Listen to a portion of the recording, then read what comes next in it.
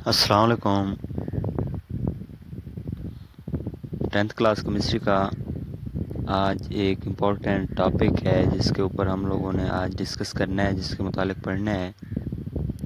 تو last lecture میں ہم لوگوں نے لا آف ماس ایکشن کی وضاحت کی تھی، تو اس کو سمجھنے کی کوشش کی تھی۔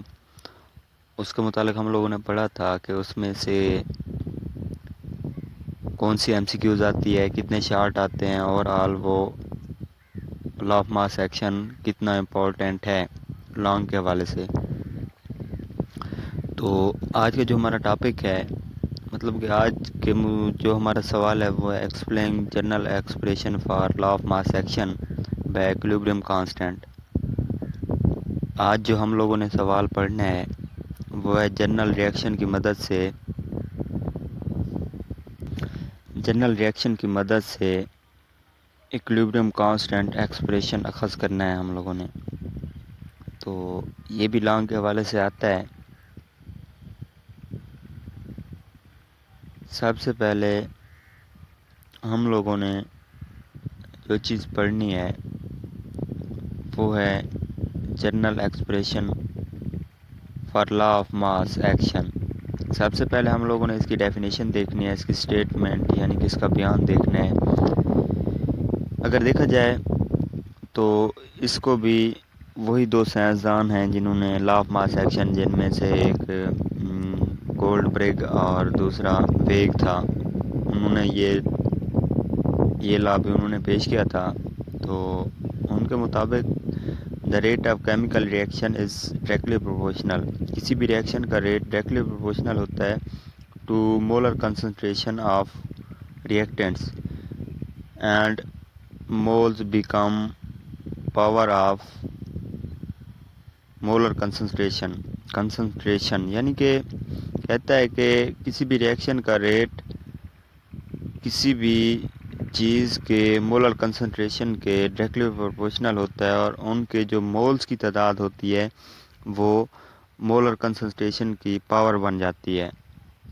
کسی بھی ریئیکشن کا ریٹ ریئیکٹنٹس کے مولر کنسنٹریشن کے ڈائریکٹلی پروپورشنل ہوتا ہے،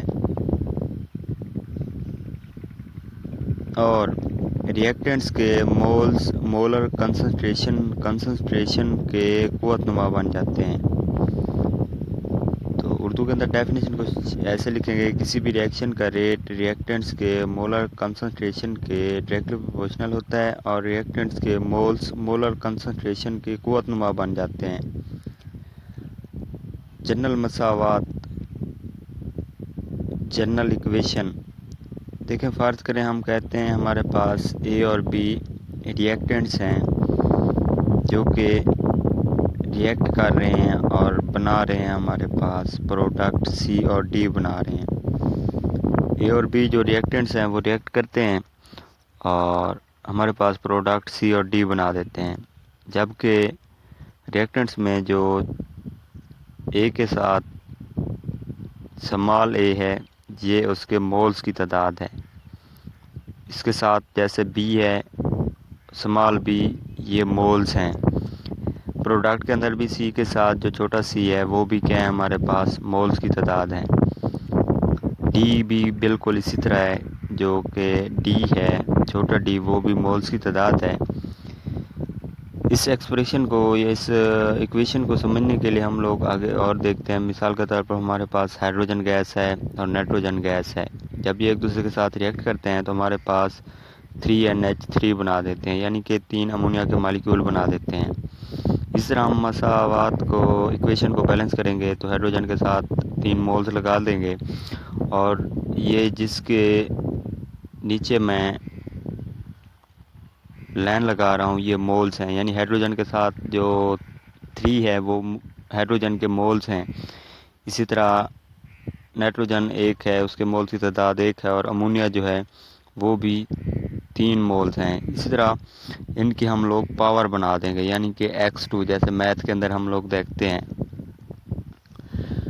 اب ویئر یعنی کہ اوپر جو ہم لوگوں نے ریئیکٹنٹس کے اندر اے کے ساتھ where A B C and D represented number of moles, یعنی کہ جو ہم لوگ ریئیکٹنٹس اور پروڈکٹ کے ساتھ اسمال لیٹر کے اندر اے بی سی ڈی لکھ رہے تھے، وہ کیا ہیں؟ نمبر آف مولس، یعنی مولس کی تعداد ہیں. وائل جبکہ A B C and D represented reactants and products, بالترتیب اے بی جو ہیں ہمارے پاس ریئیکٹنٹس ہیں اور جو سی ڈی ہیں وہ پروڈکٹ ہیں. یہاں پر اے بی سی اور ڈی مولز کی تعداد کو ظاہر کرتے ہیں، جبکہ اے بی سی اور ڈی ریئیکٹنٹس اور پروڈکٹس کو ظاہر کرتے ہیں. تو ہم لوگ ایکویلبریم کی حالت میں اس کو سمجھنے کی کوشش کرتے ہیں. ایکویلبریم کے حالات میں ریٹ آف فارورڈ ریئیکشن اور ریٹ آف ریورس ریئیکشن کو دیکھا جاتا ہے. پہلے نمبر پہ ہم دیکھتے ہیں rate of forward reaction. Forward reaction کا ریٹ، تو ہمارے پاس جو آر ایف یعنی کہ rate of forward reaction directly proportional ہے اے مولر کنسنٹریشن اس کے ساتھ بی مولر کنسنٹریشن. تو جو ان کے مولز کی تعداد تھی ان کو ہم لوگ ان کا قوت نما بنا دیں گے، یعنی کہ اس کے اوپر ہم لوگ اے لکھیں گے اور بی کے اوپر ہم لوگ چھوٹا بی ڈال دیں گے، کیونکہ یہ ان کے مولز کی تعداد تھی اور ڈیفینیشن کے مطابق ہم لوگ ان کے مولز کی تعداد کو قوت نما بنا دیتے ہیں. جب ہم لوگ ڈائریکٹلی پروپورشنل کی علامت کو ختم کریں گے تو rate of forward reaction equality کی علامت لگائیں گے اور ہم لوگ کانسٹینٹ استعمال کریں گے، کانسٹینٹ ایف یعنی کہ کانسٹینٹ فار فارورڈ ریئیکشن.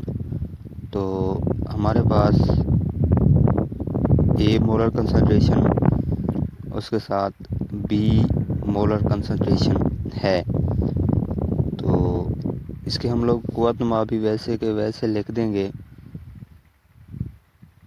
جیسے اے کا قوت نما اے ہے اور بی کا قوت نما چھوٹا بی ہے. اسی طرح ہم لوگ ریٹ آف ریورس ریئیکشن، تو یہاں پر ہم لوگ ریٹ آف ریورس ریئیکشن یعنی کہ ریورس ریئیکشن کا ریٹ دیکھیں گے. مطلب کہ پہلے ہم لوگوں نے فارورڈ ریئیکشن کا ریٹ دیکھا، یعنی یہ ریئیکشن جب آگے کی سمت جا رہا تھا جس میں ریئیکٹنٹ ریئیکٹ کر کے پروڈکٹ بنا رہے تھے. اب ہم لوگوں نے ریورس ریئیکشن دیکھنا ہے جس میں پروڈکٹ دوبارہ سے ریئیکٹ کرتے ہیں اور ہمارے پاس کیا بنا دیتے ہیں؟ ریئیکٹنٹس بنا دیتے ہیں. تو یہاں پہ میں پورا word rate of reverse reaction نہیں لکھوں گا. آر بڑا جو ہے وہ ہمارے پاس ریٹ ہے اور جو آر چھوٹا ہے وہ ریورس یعنی کہ ریٹ آف ریورس ریئیکشن. تو ریٹ آف ریورس ریئیکشن ہمارے پاس جو ہے سی مولر کنسنٹریشن اور ڈی مولر کنسنٹریشن ہے، اور ان کے جو قوت نما بنا دیں گے، جو مولز کی تعداد ہے ان کو ہم لوگ قوت نما بنا دیں گے سی اور ڈی، جو کہ ہمارے پاس کیا ہیں؟ قوت نما ہے. ہم لوگ ڈائریکٹلی پروپورشنل کی علامت کو ہٹائیں گے تو ایکول لگا کے کے آر یعنی کہ کانسٹینٹ فار ریورس ریئیکشن کے آر سی مولر کنسنٹریشن اس کے ساتھ ڈی مولر کنسنٹریشن ہے. ان کے قوت نما ہیں جو ہمارے پاس سی کا چھوٹا سی قوت نما ہے اور ڈی کا چھوٹا ڈی قوت نما ہے. تو یہ بھی ہم لوگ مینشن کر دیں گے یعنی لکھ دیں گے. اب ہم لوگ ایکویلبریم یعنی کہ ایکویلبریم کی حالت پر دیکھیں گے کہ ہمارے پاس کیا چیزیں موجود ہیں.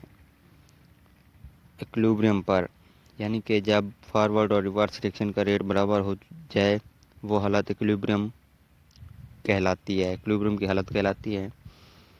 تو ہمارے پاس جو ایکویلبریم کانسٹینٹ کے اوپر ہے، یعنی کہ جہاں پہ ریئیکشن روک چکا ہے اور فارورڈ اور ریورس ریئیکشن کا ریٹ برابر ہو چکا ہے، ہمارے پاس آر ایف برابر ہے، یعنی کہ ریٹ آف فارورڈ ریئیکشن برابر ہے آر آر، یعنی کہ rate of forward reaction equal to rate of reverse reaction. تو ہم لوگوں نے ریئیکشن آف فارورڈ ریئیکشن کے لیے کانسٹنٹ استعمال کیا تھا کے ایف، یعنی کہ کانسٹنٹ فارورڈ ریئیکشن. تو ہمارے پاس کے ایف جو تھا equal to A molar concentration B molar concentration. ان کے قوت نما تھے اے اور بی، جو ہم لوگوں نے ان کی مولز کی تعداد تھی اور ان کو قوت نما بنا دیا تھا. اسی طرح ہمارے پاس کے آر یعنی کہ کانسٹنٹ فار ریورس ریئیکشن، تو وہ ہمارے پاس تھا سی کی مولر کنسنٹریشن اور ڈی کی کنسنٹریشن. ان کی جو مول کی تعداد تھی سی اور ڈی، ہم لوگوں نے ان کا قوت نما بنا دی ہے. اب ہم لوگ کے ایف فارورڈ ریئیکشن بٹا کے آر یعنی کہ کانسٹنٹ فار ریورس ریئیکشن، کے ایف بٹا کے آر یعنی کہ کانسٹنٹ فار فارورڈ ریئیکشن اور کانسٹنٹ فار ریورس ریئیکشن. تو ہمارے پاس کے ایف ایکول ٹو سی کی مولر کنسنٹریشن اور ڈی کی مولر کنسنٹریشن. ان کے جو مول کی تعداد ہیں وہ ہم لوگوں نے کیا کرنا ہے، قوت نما بنا دینا ہے ڈیفینیشن کی مطابق. تو سی کی ڈی کی molar concentration over A B یعنی کہ اے کی مولر کنسنٹریشن اور بی کی مولر کنسنٹریشن ہے.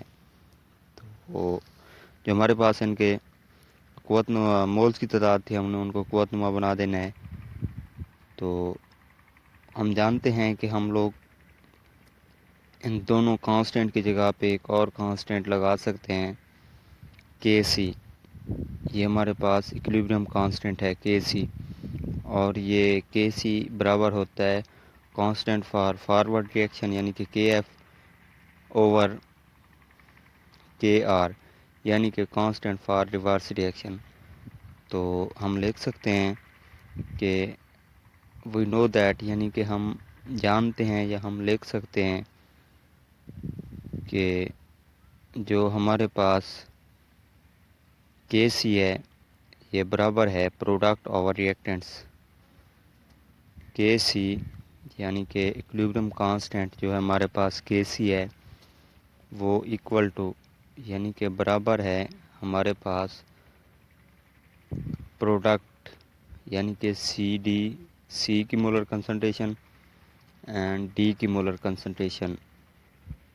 قوت نما کے بارے میں آپ جانتے ہیں، جو مولز کی تعداد ہوتی ہے کسی بھی ریئیکٹنٹس یا پروڈکٹس کے ساتھ تو ہم ان کا قوت نما بنا دیتے ہیں، جو کہ جیسے ہم نے یہاں پہ بنا دیا سی اور ڈی اوور اے کی مولر کنسنٹریشن اور بی کی مولر کنسنٹریشن. ان کے مولز کی تعداد جو ہے ہم لوگ قوت نما بنا دیں گے. تو یہ تھا ہمارے پاس جنرل ایکسپریشن کی مدد سے ہم لوگوں نے ایکویلبریم کانسٹنٹ کو اخذ کرنا ہے. تو انتہائی امپورٹنٹ ٹاپک ہے یہ، کیونکہ اس کے متعلق پھر آگے نومیریکل آتے ہیں جو کہ اسی طریقے سے کیے جاتے ہیں. امید کرتے ہیں کہ آپ کو سمجھنے کو بہت کچھ ملا ہوگا. تو تھینک یو.